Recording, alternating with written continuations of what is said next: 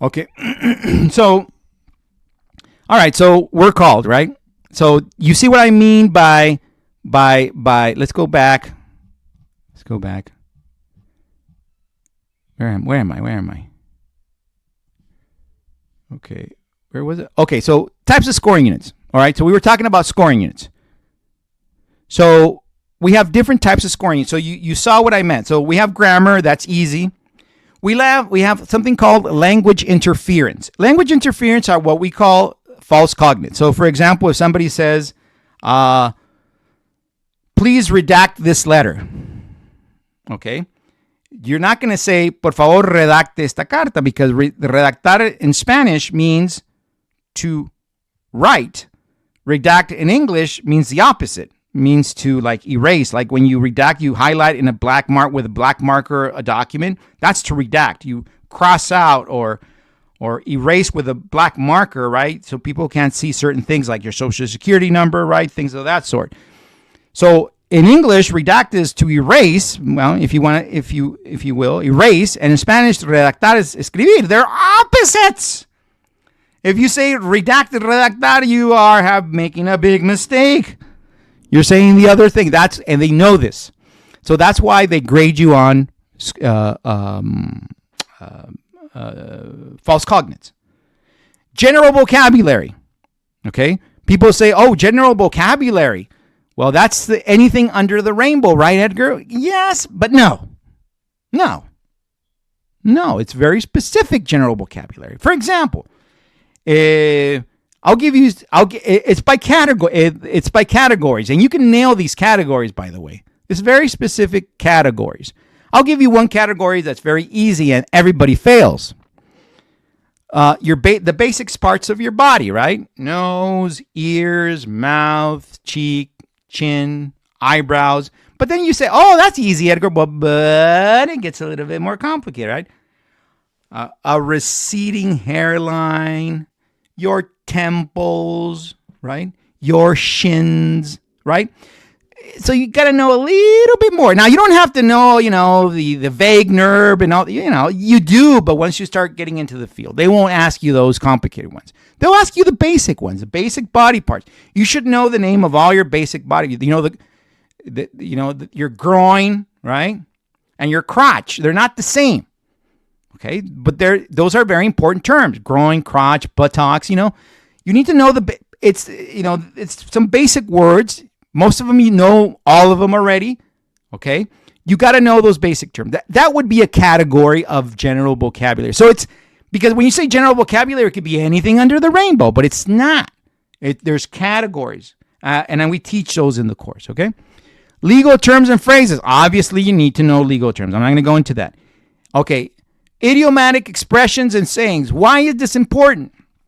It has been discovered, or it has been researched, that a true measure of your knowledge of a language is measured by the amount of idiomatic expressions and proverbs that you know. And people that go take two semesters of Spanish in college, they may learn to converse or to speak in Spanish, right? But they're not going to know really deep things in Spanish, right? And what really measures that is your knowledge of idiomatic expressions. That's why they measure, right? Like, you'll say, look before you leap, right? Look before you leap. And that would be, if it takes a little bit, you can't just take the words at face value. There's a meaning behind that, right? That's why they do that. So, and they're not going to ask you a lot of them. They're going to sprinkle them throughout. The component that measures the most amount of idiomatic expression is consecutive. Not simultaneous, not side translation, but consecutive. That's where they like to throw those in. We'll learn that when we get to the class. Register. Register is the formality of the language, right? If I say we drank some brewskis, right? You're not going to say in Spanish beers. You're going to use an equivalent. Cheve, chela, birria. I don't know, whatever you like to use. But you have to use a slang term for a slang term. A high register and a very formal word for a very formal word, right? Okay. Numbers and names. Why are numbers and names so important? Well, it's like when you're in a telephone call, right? When you're interpreting for, let's say, can you give us your telephone number? Well, that's important. Can you give us your address? If you give the wrong address, they're not ever going to find you. Okay, so names and numbers are important, obviously, right? Because it's very precise information. How many people did you see that night? I saw 4, and you say 3. Okay, I make that, as a matter of fact, in real life, that's where I make the most amount of mistakes in names and numbers, because someone will say, yeah, we saw 14. Was it 14 or 40, right? It's a very common mistake for you as an interpreter if you don't hear that clearly. So that's important, right? Okay, then we have 3 more categories. One of them says slang and colloquialism. The slang and colloquialism is the same as idioms and sayings. It's the same thing, like, right? Bad words is lumped in there, right? If bad words or colloquial words, right? Low register words. That's, we were, what was it? For example, brewski, right? That's a colloquial word. Brewski. Any type of word of that, any word of that type. Okay, and then we have 2 more categories, and I'm going to jump here to those because those are a little bit harder to explain. For example, markers or identifiers. Okay.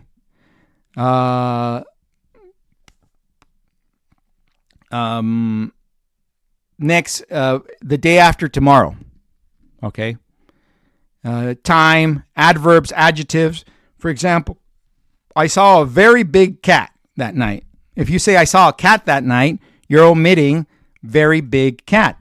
Now, I told you earlier that the important word was cat, right? Not always. Not every sentence they'll make cat the most important word. In certain sentences, they want to make sure that you don't leave out details. So what they do is they don't measure every single word you say in the paragraph, but they want to make sure that what they'll do is they'll get little snippets of the paragraph to see if you're detail oriented. So somewhere around there, they are going to underline great big cat, right?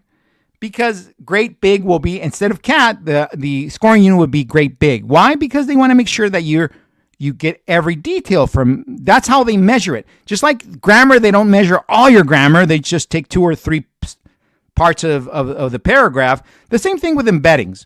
They'll take 2 or 3. All right? All right. And then the last thing would be embeddings. Certain things that you might consider they're not important because they're maybe at the end. For example, let me see. I don't think I can go tomorrow, but maybe on Friday. And you say in your target language, I can't go tomorrow, but maybe Friday. You forgot the sentence, let me see. Because it's not important, right? I mean, if you leave out let me see, it's not going to affect the message. So you might tend to leave it out. That's what an embedding of positioning is. This things that you consider that are not that important and you leave out because you think they're not. But remember, court interpreters have to interpret every single word. All right? That's why they grade you on that. All right. Okay. Those are what we call scoring units. And we'll get, and here's the table right there. Okay. All right. We're almost out of time, so I got to rush here. Okay. So the myth of overstudying. Studying more doesn't always lead to success. So I hate to break it to you all. I know that you guys study 24 hours a day, but you're going to have to stop and take it easy. Okay. So you got to start smart. Targeted preparation beats a broad view. Okay, and most students focus on irrelevant material. I remember when I used to study it, the first day that I would study, it was organizing all the materials I had. I know that you guys have been through that. The one day is just clearing your desk and okay, this is all civil, this is all legal, this is all these might simultaneous. And it takes you a day just to get organized with all the stuff that you have, right? Well, now it's on the computers, but you know what I mean, right? No. So don't focus on a lot of things you don't have to study. And we'll talk to you what you do and what you don't. right? So studying more doesn't mean focus on targeted materials. Give me a second here. Okay. What to study? Okay, so use high yield materials. What are high yield materials? The material, at least, I'm not going to speak for the other schools because they all have great materials. I'm going to talk about my materials. I don't have the luxury of wasting time on materials that don't appear in the test. I can't. Okay? When people come to me, they expect that whatever I teach, it's rare that I run into a student and they say, I didn't get what you taught me. As a matter of fact, they always tell me I should have studied that text that you taught us the other day a little bit more. I got something very similar to that. It's rare that so I don't waste my time. I don't have a lot of materials. But the materials that I have, if you don't study one of my materials, you're in trouble because that's the one that you're going to get. Okay? Remember those words. You are going to get the one that you missed. Oh, I didn't go on Tuesday. Oh, and guess what? That's the one that I get a lot. The one I didn't get. I studied all your materials except one, and guess which one I got? Which one? The one that I missed. Oh yeah, that's Murphy's Law. Murphy's Law applies. So that's what we mean by high yield materials. In other words, materials that you're going to get your bang for your buck. You don't want to study what you're not going to run into, right? You want to study what you're actually going to get on the exam. Skip topics that are not rated. You're not going to study. Oh, I've been translating birth certificates. I think I'm good for the exam. You're not even close. Yeah, as a matter of fact, you haven't studied anything. You're never going to get a birth certificate in an exam. It's just not the case. Master prep materials before exploring art. Now, some people say, Edgar, I studied every single one of your materials. Give me more. Well, I don't have more right now. Sometimes I do. I just produce some new ones for Eli. When you're done with all the materials and once you've mastered them, okay, because you got to master them. Why do I have to master them, Edgar? They're not going to be exactly like on the test. I mean, the content is, but not the exam. No, you don't master them because you want to memorize it. You master them because of the vocab. You see, when you repeat, for example, one thing that you have to master is jury instructions. Those are not my materials. You can get them free anywhere. Jury instructions. Why do you have to master jury instructions? Well, one, you're going to do a lot of jury instructions. They're going to be different for every case, by the way. But the gist is that all the legal vocab that they have in jury instructions is the most important legal vocab that you need to memorize for the exam. So you have to master the jury instructions so you could interiorize the vocab. That's why you have to study jury instruction and master jury instructions because of the vocab. That way, when you hear that vocab, even in another scenario, you have that vocab. That's why you have to master it. Okay. All right. So let me give you the blueprint and how you're going to study. So if this is the only class you're going to take, if I never see you again, okay, this is what you got to do. All right. Or for languages that are other than Spanish, because unfortunately I do have some training for language neutral, but obviously I would love to speak whatever language you have, because I would be able to teach you other tricks that I can't teach you in the language neutral that I can teach the Spanish speakers. But I'm going to teach you a little blueprint here. So the first thing that I want you to know is if you've had already training for the exam and you already have some skills, the most important thing that you have to, I prefer, if you give me two students, okay, okay, one has training, okay, they've been in a school for 6 months, and the other one has vocab, and they tell me, which one of these two do you want to train? I'll take the vocab person. Okay, why? Because vocab I can teach you the techniques, easy. But the vocab I can't teach you. That's the work that you have to do. I mean, I can teach you the words, right? But for you to know them, you have to sit down and memorize them. I can't teach you that. That's something that you have to sit down and learn, whether it's by flashcards. There's many methods. I teach those methods once we get to the course. How do you study? Well, just a little a teaser. You got to use your drive time.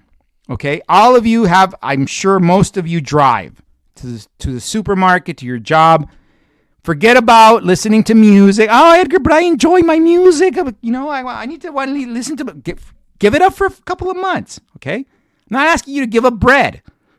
Okay, I'm not asking you to give up bread. I'm asking you to give up half hour to an hour of your drive time, whatever you're listening to study vocabulary. You got to study vocabulary. You have to be a master of vocabulary. That's the most important thing. Interpreting isn't hard. It's memorizing vocabulary that's hard. It's boring.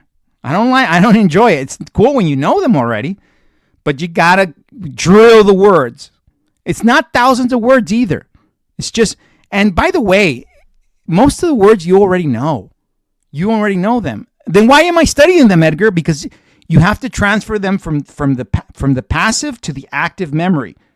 For example, have you ever heard people say, I knew the word, it just didn't come to me right away? If a word doesn't come to you right away, it's just as good as not knowing it. But I do know it. Not in interpreting.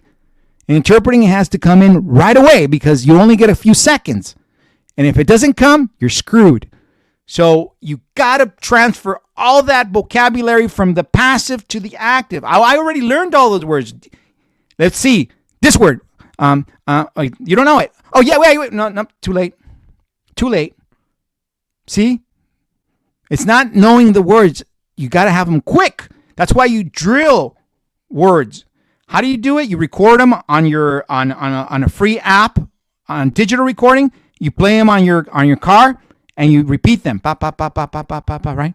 And I'll teach you exactly how to do that. You say the word in English, you leave a space so you can interpret, and then you give the translation. But anyways, vocabulary is number one. Develop recognition for likely scoring terms. Once you do enough exercises, okay? Give me a second here. Once you do enough exercises, you will learn to recognize scoring units. My students always say, oh yeah, I know what the scoring unit is. Which one? This one, yeah. When you listen to a sentence, like saying you're in consecutive, right? And you listen to a sentence, you already know what words they expect you to deliver. It's automatic. That's why people pass. That's why my students pass. I just had one recently that passed. And I told him, is this your second time? He goes, this is my first time. I'm all like, oh my God. In my time, we wouldn't even dream of passing on the first try. Not even dream. If we passed on the third, like we were like heroes, you know? He passed on the first whack. Why? Because he has the techniques. You recognizing scoring. It's really easy once you get the hang of it. Practice dense exams. Well, you have to practice the real McCoy, the real test material. Okay. So memorize vocabulary in context. Do practices and record yourself. Okay. And here's the trick. Don't say, oh, I don't have time to study this week. On Saturday, I'll study 3 hours. Forget it, man. Doesn't work. I'd rather you take 30 minutes a day and take Saturday and Sunday off if you want. It doesn't work that way. You want it now, Edgar, I just don't have time. Okay, then do this. Put it simultaneous in your car and do the simultaneous practice while you drive. You're not going to crash, believe me. It's like singing the song. Okay? Do the consecutives in your car. If that's the only 30 minutes a day you get, you do it in your car. But every day beats 3 hours on Saturday. Okay? Why? Because we need that consistency. Every day a little bit. Yeah, I'm not saying you can't study all Saturday and all Sunday. There's a lot of things that you can study, right? You can study vocab. You can study it. You could do some exercise. I mean, you could still study, but it's not as beneficial as a little bit every day. All right? Just remember that. All right, let me continue here. Now, the other thing is 10 to 30 minutes of vocab and 1 or 2 oral practices. Now, how do you study those 30 minutes? You don't want to do 30 minutes of just simultaneous because, at least my simultaneous, they last about 10 minutes each. So you could do, for example, 1 or 2 simultaneous and work about 15 minutes of vocab, You spiff it up a little. Put it one simultaneous, then another simultaneous, and maybe study a little bit of vocab in those 30 minutes. Every day, one day you study simultaneous, the other day consecutive. and you sprinkle some vocab in there. 30 minutes a day. Okay, but I mean, you can do an hour a day. That would be great. I'm just saying that's the minimum that you want to do every day. Second thing, find a study buddy. Oh, but I work better alone. Nah, I know you should work alone, but you need somebody to. And by the way, it's been my experience that people that study in groups always prevail. Okay, and you don't need a group. You only need one person. Okay, and it can't be your spouse. No. And I'll tell, unless your spouse is taking this course with you, it has to be another interpreter that understands interpreting. That'll be critical of you. That'll say, "Listen, Bob, you're leaving words out. You're studying too much. I can't understand you. You're mumbling your words. Blah blah blah. Whatever it is." And sure, they're not expert graders. They're not. It doesn't matter. But you got somebody listening to you. They're playing the recording while you're doing the consecutive. You know, you don't have to work a lot. You don't have to meet every day, at least once a week, once every 2 weeks. But you can critique each other. And also, the other thing is, sometimes you have these doubts on vocabulary. You know this word, I don't know. I'm saying this, or I'm using this. Edgar taught me this, but I don't like that word. I rather this way. And then your colleague, maybe he or she can help you, or maybe both of you have a question or you have a doubt that you can ask your instructor. Okay, so it's important to have a study buddy. All right. Okay. Now, what happens when you smart test taking strategies? Okay. So, train to recognize patterns in questions design. Now, this I teach you in the class, but there's always a specific way that they create these exams. It's kind of boring in the sense that when you look at the exam, they're so predictable. Because it's like they get a mold and they just fill in the blanks and then they give you. I know it's not that way, but it's a very predictable pattern. Let me give you an example. Okay, and the consecutive, they always grade you on cross-examination of a witness. Always, 100%. It's a cross-examination of a witness. It could be by the defense. Okay, it's direct examination and cross-examination. Okay. Both are the same. They're asking a witness what happened during a crime, right? So, okay, so when you ask questions of a witness, the first thing you do is you ask them to identify themselves. My name is so. Okay, so this is. I'm going to give you an exam. You want to hear the exam you're going to get? Here's the exam you're going to get. Good morning, Miss or Mr. Blank. Okay. Good morning.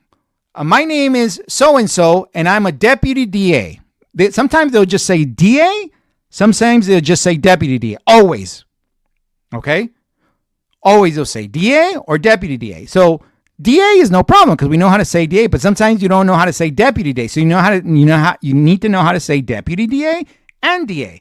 DA is fiscal or procurador, and deputy DA is subfiscal, okay? Or fiscal delegado, no? Or there's a couple of other translations, but it doesn't matter. All right, my point is, okay, my name is Deputy DA so-and-so, and I will be asking you questions today. Okay, what, Miss so-and-so, because what do you do for a living? Okay, because the first part of the consecutive is identifying the witness, all right, and creating for the jury a sense that we can trust this witness because they're a member of the community. What do you do for a living? Where do you live? They'll say, oh, my address, I live in so-and-so behind the McDonald's or whatever, right? So we have to expect an address, a location. And then they're going to ask her, what do you do for a living? We want to show people that this person is a productive member of the community. Oh, I'm a janitor. So in that part, we have to learn our first step, which is general vocabulary. They're either going to be a janitor, they're going to be a delivery, pizza delivery, Uber delivery. They might be a professional. Sometimes you get a professional, a chemist. Okay, there's one test where there's an expert, which she's a chemist in her country. And so my point is you need to learn a list of professions. Usually it's the usual culprits. Is I'm a tailor, I'm a janitor, I'm a baker, I'm a seamstress. There's already I have knowledge of most of the things they're going to ask you, but I'm just saying it's a cookie cutter exam. Okay, if you don't pass a cookie cutter exam, I'm sorry. Okay, this is why this exam is so easy, but people don't know this. It's not because they're not studying. It's just they don't know this. It's all just. It's just a. Okay. So you just gotta learn, and then the next step, and then the next step, and then the next step, and then you learn all the steps. And okay, I know how to do this test. I just need to know the words, and I know what's coming. And this is a piece of cake. And by the way, consecutive tends to be one of the most difficult ones. Some people say it's simultaneous, but it's really consecutive. And simultaneous is the easiest one to crack. And consecutive is easy already because I just told you it's so predictable. The vocabulary is so predictable, so easy. But there's even an easier one, which is simultaneous, which is that people fail the most because they don't practice it that much. Okay? So anyways, that's how it is. So focus on train to recognize patterns. Okay? Focus on common test terms and scenarios. And then guess strategically. What do I mean by guess strategically? Well, there's going to come a time in the exam where you don't know something, either because you don't remember it or for whatever reason you don't know it. If that happens, okay, you do, of course, what we call an educated guess. But sometimes you just have to guess. And they always teach you, when you learn interpreting, they always tell you never guess. Well, that's true, but in real life, if someone says something I don't know in a real trial, I'm not going to just make something up. I have to let the judge know, Your Honor, may the interpreter inquire of the witness. I didn't understand a term, or I didn't understand what they said, or I need them to repeat whatever they said. Sure, go ahead, Mr. Interpreter. Señora Carmen, ¿qué fue que dijo? Explíqueme esto, or whatever. I inquire, but that's in real life. This is not real life. This is a test. Okay, you can guess. Guessing is okay. Guessing is better than leaving blank. Guessing is better than leaving in the original language. By the way, you do not get points for leaving things in the original language. You do not. It's better for you to guess the wildest thing in the world because if you just leave it in the same language. No, you get docked for that. You get docked for that because if you don't say what you're supposed to say, you get docked. Now, it is useful so you don't lose the train. Like if you're not simultaneous and they said something and you don't have time to even think, okay, leave it in the same language. So you don't lose, your train of thought. It's okay. But in a consecutive, no. In a sight, worse. Because the sight you have all the time in the world, right? Okay. Focus, let's see. Misconceptions about shortcuts program. Okay, so this program, a lot of people think, oh, you took Edgar's course. You took the cheating route. It's not a cheating route. Okay? All right? Precision and repetition lead to passing. Okay? Some weaker speakers pass by mastering format, or people the thing is, we get nervous. You beat the nervousness by learning the patterns. This is how we beat it. Okay? You're all going to get nervous. Even the ones that don't take, everybody gets nervous. But if you understand the test, you will not get nervous, right? Program, no gimmick. You still have to study.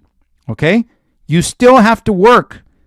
This is structured, efficient path, not a shortcut. We're studying smarter, not harder. Master the materials, don't just skim them. Now, you can skim all kinds of materials, not mine. I'm sorry, you can't skim mine because if you just look at mine and you say, this is not important, no. Remember I told you I don't mess around with things that are not important. Okay? Vocabulary is important, everything's important in there. I might throw a word here and there sometimes, once in a while. Very rarely. I throw in words that don't come up in the test. But if I say a word, memorize it because it's going to come up in a test, okay? All right. Let me see. These are things that okay. So I showed you some of the manuals already, okay? Let's go back to, we still have a few minutes. We still have time, right? Okay. So, okay.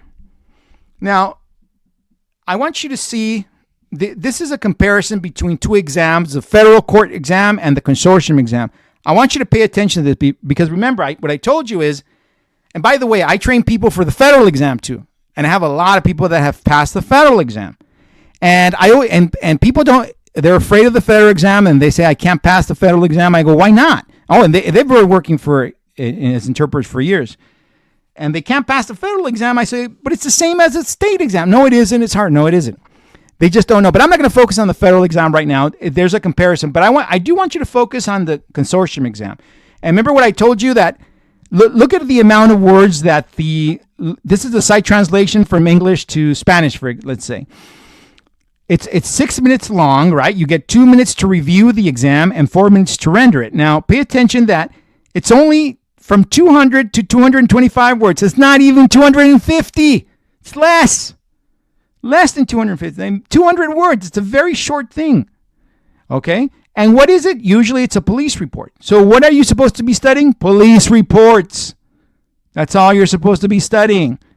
Oh, but there's this other document they told me it's really important. Get it? Forget it. Forget it. Even in the federal exam, police reports. That's it.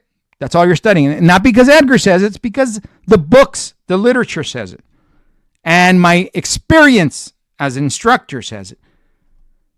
Okay? So both, now, it's not the same on the Spanish or the foreign language to English. That one's a little bit more. Okay? They have affidavits, they have correspondence. Usually the correspondence, for the most part, not all of them, but 80% of the text that you're going to run into from Spanish to English, for example, are letters to judges. Why? Because that's what we do the most. When we read something in Spanish to the judge, it's usually a letter from the family members.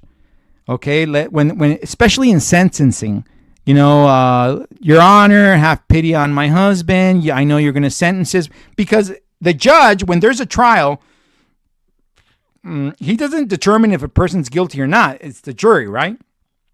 But then after the trial, what the judge does have, he can determine if he's going to give the person the lower, middle, or maximum sentence. That is dependent on the judge. Well, there's some politics in it too, but for the most part, right? And so the judge determines that. So what people that day, both against and in favor of the defendant, will bring letters, and they'll read them to the judge. Or if they don't bring letters, they'll actually speak to the judge, and then you interpret there consecutively. But most people get nervous, so they'll write something, and that's what you're going to read to the judge. And those are called letters showing good character. Most of them are. In other words, look, have pity on my husband. He's a good man. And they're usually in Spanish. We'll talk about, but there's others that you need to know too. So that's what they mean by correspondence. Okay. It says relatively formal, but it can be formal, can be informal. The consecutive, the same thing. This one's about 2 pages long. It's the longest one, 22 minutes, and it's a direct or cross-examination of a witness. I already told you what it was. Here, we don't care how many scoring units, none of that stuff. Don't worry about that stuff. Okay, and the last one is the simultaneous. Simultaneous is about 7 minutes long. Remember, I told you that my exercises are about 8 to 10 minutes long. That's how much is simultaneous. And it's an opening and closing argument. That's it. Okay? That's it. There's no other thing in simultaneous. Now, in simultaneous, you have other things like sentencing, right? You have different types. In real life, you have different types of simultaneous practices. But the literature says that it's usually opening and closing. One of the reasons that they do opening and closing, okay, and not other types of simultaneous practices, is because they don't want you to memorize them. They did it once. They did a sentencing, I believe, they're not supposed to do that, because you see in sentencing, there's something called the Judge's Bench Guide. When the judges learn to be judges, they read off scripts. Once they memorize those scripts, then they just don't use those scripts. But you have access to those scripts, and you can practice them, because the judges read directly off the scripts. A sentencing is read directly off a script. So if you memorize a script, that's why they don't do things that you can memorize. And the only thing that's not that can't be memorized is what an attorney does on the fly. Well, they prepare it, but you know what I mean. It's not scripted. They have to create an actual an argument, right? And it's you can't read it. You can't prepare for it. That's why they always do opening and closing. It's one of the most random things that you can do in courts. The rest, it's just repetitious. Now, these are not repetitious. Okay, that's why they chose opening and closing. That's why they don't go far from these. Okay, so I'm gonna look. I have some. I'm gonna do the some of the techniques that you can use to relax. Okay, but let me do this, and then I'm going to take some questions. Okay, now I want you to see when you do. This is an example of the site from English to Spanish, right? When you see your exam, obviously you're not going to see words that are underlined. This is just for them. Okay, I just want you to see a few things. Now, when you do see a text, I want you to notice that most of the words that you have to know, they're not difficult. Like, for example, 165 pounds, right? I mean, there's nothing that's difficult about translating. And here, by the way, it's site translating this document, 165 libras. But people will make certain mistakes. Like, for example, they'll say, well, 165 pounds is about,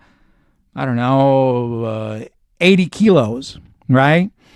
So they'll say about 80 kilos, and they made a mistake because we're not supposed to transfer units. That's on our ethics book. We're not supposed to do that, right? So they'll get it wrong. So they're banking on that. Now, and you would think that's one of the things they're grading, by the way. And that's what they grade here on the site. On the simultaneous and the consecutive is different. But in the consecutive, what they're really measuring is your memory. Do you remember that 165 pounds? Memory is a factor there. In simultaneous, the numbers are measuring your ability to keep up. For example, when they say, according to Penal Code 12500A, 12350B, and 255C, right, or something like that, they're not measuring your memory, they're measuring your ability to keep up. So numbers are measuring different things in the different components, both numbers and names, right? So, for example, you see here certain things like, for example, right here you see the word tank top, right? Now you would say, what's up with tank top? That's what we call, that's letter C. C is general terminology, okay? That's, you say, well, that's a random word. No, it isn't. It belongs to a certain category. What would be the category? Clothing. You'd say, why is clothing a category? Well, every time you see a suspect, they will ask, what was he wearing? Clothing is a very important part in the legal system, all right? Because you need to know, usually people that commit crimes are wearing certain types of clothes. Well, guess what? There's certain type of clothes that you need to know. For example, what do most criminals use? Hoodies. Hoodies. You need to know how to translate hoodies, because hoodies is any guy that goes into a liquor store to steal, he'll have a hoodie on, right? You need to know. So it's again, 10 or 15 words. You know, they're tank top, t-shirt, jeans, okay, tennis shoes, okay, beanie. There's a lot of little words that you need to know, but not 1,000 words. But you need to. There's about 10 or 15 words that you got to know when it comes to clothing. The same thing when it comes. Another category is weapons. Okay, I've named already clothing, weapons, physical descriptions. See, those are general terminology, but they're not general. They're not general. They're very specific for the courts. They don't tell you that in the book. They say you got to know general vocabulary. But we already know what the general vocabulary is. It's not general. You don't need to know every single book word in the dictionary. You got to know very specific words. And weapons are another one. Handgun, firearm, pistol, revolver, shotgun, AK-4. There's certain types of guns you got to know. Okay? So, so you see all the categories. Now some words can be very difficult, right? Tank top can be a little bit difficult. The translation of certain words, but we cover those in the exam, and I really don't have a lot of time to do it here. Okay, so I have some things here, but that deal with relaxation. I'm not going to go through this because we don't have time, but I am going to tell you this. I put some things here. It doesn't matter what type of technique you use the day of the exam or a few days before the exam. It doesn't matter.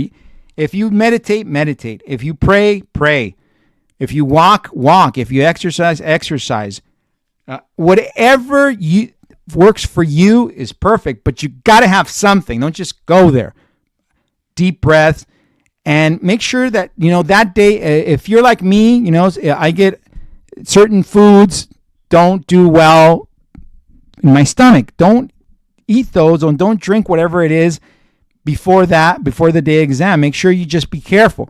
Get a good night's rest, which is difficult before an exam like this, but try, But if you didn't sleep well, and if drinking a Red Bull works for you, do it.